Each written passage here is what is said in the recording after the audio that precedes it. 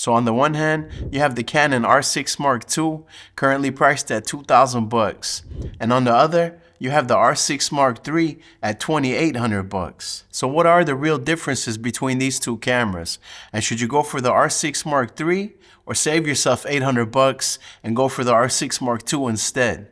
Let's find out. Now, before I get into the details, let me first say that regardless of which camera you go with, you really can't go wrong because cameras these days are pretty much all awesome. And the R6 Mark II and R6 Mark III do have a lot of things in common. For starters, they're both full-frame powerhouses that excel in both photo and video. But there are 6 major differences, which for me are the main factors to consider when making a choice. And hopefully by the end of this video, you're gonna know exactly if you should pick up the R6 Mark III or save $800 and go with the R6 Mark II instead. Now me personally, I've been doing mostly video these days and find myself doing less photography than I used to.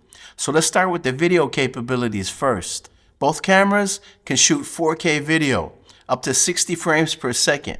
So you're gonna get buttery smooth slow motion with both. The R6 Mark III, however, is gonna allow you to shoot 4K 120, which is gonna take slow motion to the next level. So although 120 frames per second seems like overkill, the fact is that it's extremely useful if you do real estate or product videography.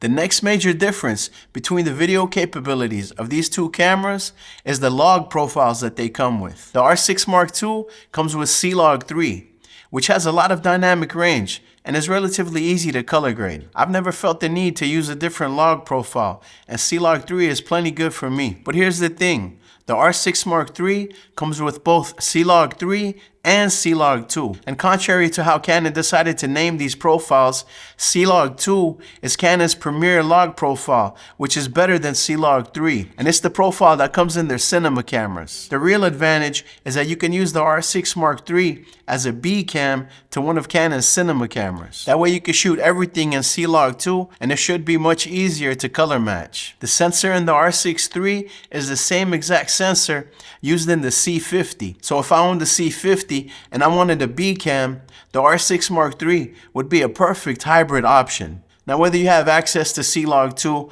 or only C-Log 3, the fact is that you're going to be able to get amazing color grades, especially if you have some high quality custom LUTs. And if you don't, you could pick up my custom LUT pack and Lightroom profiles on my website. And I have to say, I think they'll make your photos and your footage look amazing, regardless of which log profile you use. That being said, the point for the better log profile clearly goes to the R6 Mark III. The next major video difference is that the R6 Mark III can record 7K RAW internally. This gives you massive resolution for cropping in post and insane flexibility for color grading. And I have to say that this is a major upgrade in capability compared to the R6 Mark II.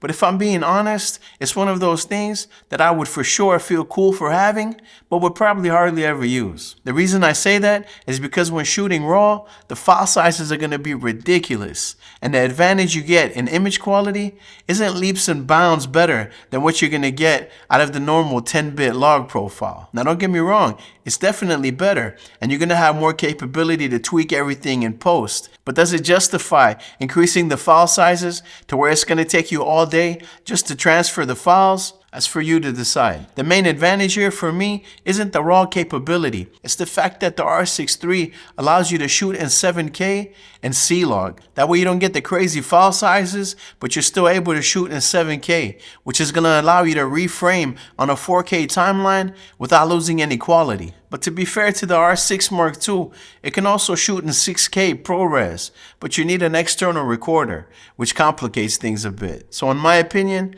this is a big win for the R6 III. Now let's talk about the most exciting feature of the R6 Mark III for all the people out there who produce social media content. And this by itself, for many people, would justify the $800 difference in price between these two cameras. And that's the fact that the R6 Mark III can shoot open gate. This means that you could capture the full width of the sensor, which allows you to make content for multiple aspect ratios. You could deliver 16:9 for YouTube, 9:16 for TikTok and Instagram Reels, or even 1:1 for Instagram posts, all from the same footage. And in today's world of social media content, this is a huge advantage for the R6 Mark III. But here's the caveat. Many people, including myself, aren't really that fond of shorts. I don't post any YouTube shorts, nor do I think I ever will.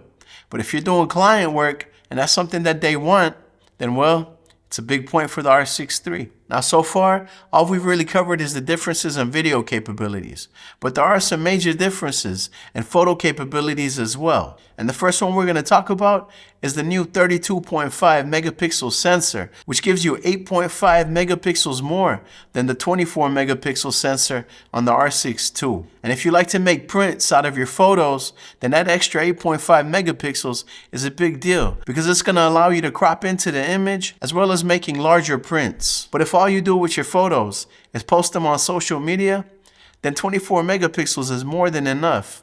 And in that case, the larger sensor on the R6 III isn't really that big of a deal. That being said, if you shoot a lot of sports and wildlife, then this next feature is going to have a big impact on your work, whether you shoot for social media or for prints, because the R6 III has doubled the buffer capacity, allowing you to shoot 150 raw shots compared to the 75 on the R6 Mark II. That means that you can hold the shutter button down for way longer before the camera slows down. And when you combine that with the new pre-continuous shooting feature on the R6 Mark III, it can take your sports and wildlife photography to the next level. For me, everything we've talked about so far are the major differences for both photo and video. But there are also a handful of minor differences that also deserve a mention. The first one is the inclusion of CF Express cards on the R6 Mark III. This gives you faster write speeds and less time waiting around when dumping your photos and videos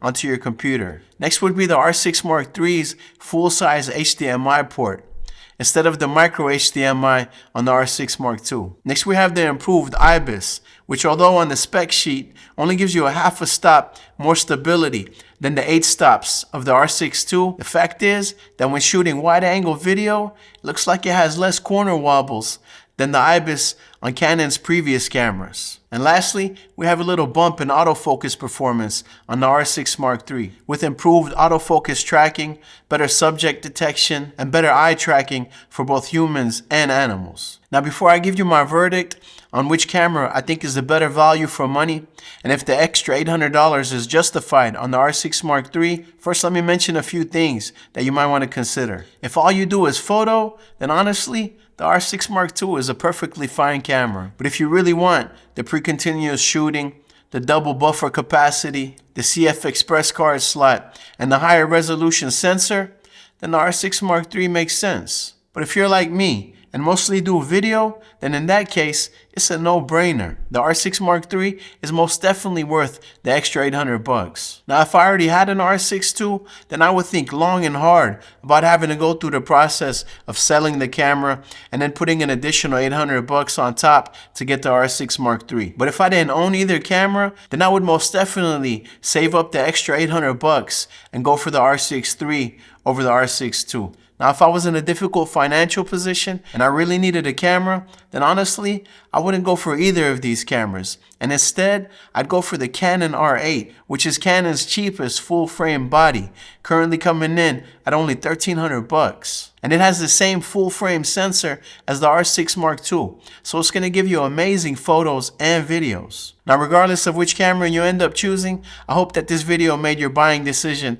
a little bit easier. And I left links below to the R6 Mark III, R6 Mark II, and Canon R8, as well as lenses and other gear that I find valuable. If you gained any value from this video, make sure to smash the like button and subscribe to the channel so you don't miss future reviews and tutorials. And let me know down in the comment section if you think the R6 III is worth the extra $800 and why. And no doubt, the camera that you choose is an important decision, but it's not as important as learning how to use your camera to actually make a living. And that's why I highly recommend you watch this video next, where I talk about 5 ways to make money and even get rich using your camera.